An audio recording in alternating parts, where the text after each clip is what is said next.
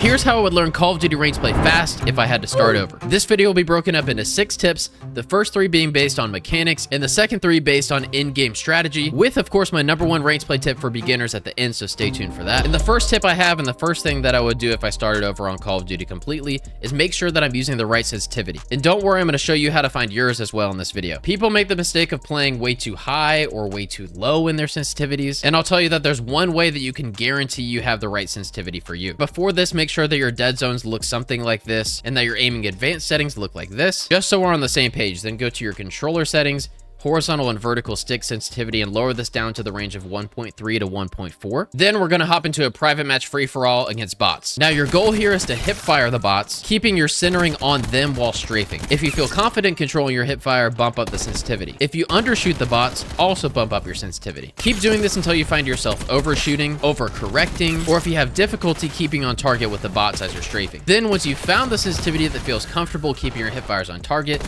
you found the right sensitivity for you. As a general rule of thumb, anything from like 1.55 to 1.75 is a good place to be. For me personally, 1.65 feels the best. And once you found the right sensitivity for you, even if it feels a little bit low, you want to make sure that you stick with it for at least like a solid week or two. And if bumping your sensitivity up higher is something that you're interested in, you of course also want to make sure that you give yourself time to get used to the lower sensitivity first, and then slowly bump it up over time. And my second tip, and the next thing that I would do if I was starting Call of Duty from the ground up, would be to aim train and aim train correctly. There's a Call of Duty coach named D-Real that made a great video on this that I'll link down below. But what you need to understand is that the majority of Call of Duty aim actually comes from your brain rather than your thumbs. And there are certain exercises that you can do to improve your aim and improve your snapping ability. If you don't have time to watch this video, the first one to do in the firing range is to choose a bot, any of the bots, like the left one or the right one, not the one that you're centered on, and focus your eyes on that bot. For now, I'm looking only at the right bot. Then what you want to do is snap onto that bot and start shooting as fast as you can. So same thing from here. I'm going to keep my eyes on the left bot, snap over to the target on the left, and then start shooting. You want to make sure that as you're doing this, like I'm going to go look at the right bot, aim at the right bot, then shoot, look at the middle bot, aim at the middle bot, and then shoot. You want to make sure that you're not shooting until you're completely on target. This is also a great warm-up routine before hopping on ranked. What this does is it warms up your brain and your eye movement so that when you're snapping on a target, you're doing so accurately and as quickly as possible in game. Now, when you're aim training and when you're shooting bots, you want to carry this mindset forward, making sure that when you're running throughout the map, you find the target, then you aim at the target, and only when you're completely on target do you hit your shots. When you're shooting bots for the purposes of improving your aim, you want to make sure that every single shot you hit is on target, or at least as many as possible. You want your accuracy percentage to be as high as possible because you're playing a low stakes private match. The only thing that you should be focusing on is hitting your shots while strafing or sliding or whatever it may be. If you're not, this is when you need to take the time mentally to set up your target accurately and only shoot when you're completely on target and focus on maintaining that target for as long as you can. The #1 mistake a lot of people make when shooting bots trying to improve their aim is that they just kind of turn their brain off, shoot the bots. Maybe they like have music playing or something. They're not fully locked in. And if they miss a couple shots, that's fine. That should not be your goal when you're shooting bots. You should, like I said, wait until you're completely on target, and then and only then should you shoot, keeping your aim at center mass the entire time. If all that you're doing is turning off your brain while you're shooting the bots, you're not actually working on improving that part of your brain that makes you shoot accurately. So keep this in mind, as well as doing the other exercises from that video when you're shooting bots and working to improve your aim.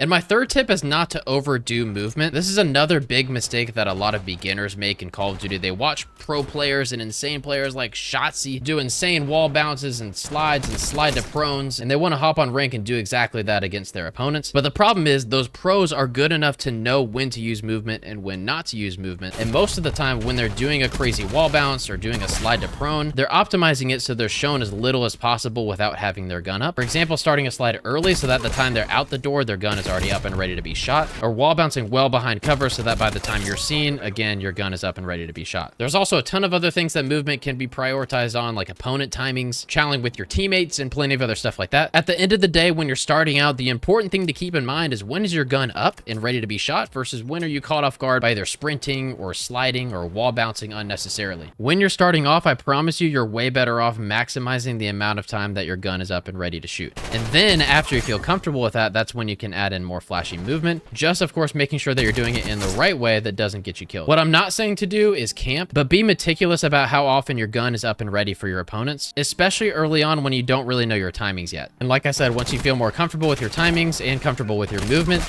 That's when you can add the fancy stuff like the slides, the wall bounces, the like ledge slides, and a bunch of other stuff like that. But again, the most important thing is that you work on your foundational skill, focus on your timings, and minimize the amount of times that you'll get caught off guard by, again, either sprinting or wall bouncing or sliding or something like that. And with those first 3 tips done, the next 3 will focus more on strategy and in-game tips rather than the mechanics that we talked about before. So tip number 4, and the next most important thing that I would do if I were starting my Call of Duty skill from the ground up, is to focus on spawns. And I'll give you a tip this video on how to improve your spawn knowledge on every single map. To break it down into basics, every single hardpoint hill has their own spawn system, meaning while playing hardpoint every 60 seconds, the spawns will change. But if you don't have the time or the means to memorize every single hardpoint hill's spawns, I'll give you a quick tip and something that would really help the beginners out. Every single hill can be broken down into quadrants by slicing it down the top and down the side. We have this quadrant here, the top right, and then the bottom right. Depending on where your opponents are pushed out as well as your teammates are will determine the spawns for your team. For example, here on P2,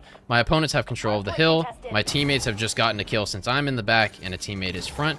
I will spawn in the back. Our opponents should spawn out somewhere here in the top left. Now that we've switched to P3 and we have control of the bottom right, our opponents will likely spawn on the top right or the top left. You don't have to watch every single spawn guide for every single hardpoint map, but know if your teammates are spawning on one side of the map, as we're all here, your opponents are likely going to be on the other or the exact opposite. The next tip that I can give you, one of my favorites for people that are learning the spawn system in Black Ops 7, is to predict your own spawn. So I'm going to stand on hill right here, hopefully get killed by one of the bots. There we go. And now I pull the minimap up and predict my own spawn. So all my teammates were here. Opponents likely have control of the hill in the back, so I should spawn here on the bottom left with my team.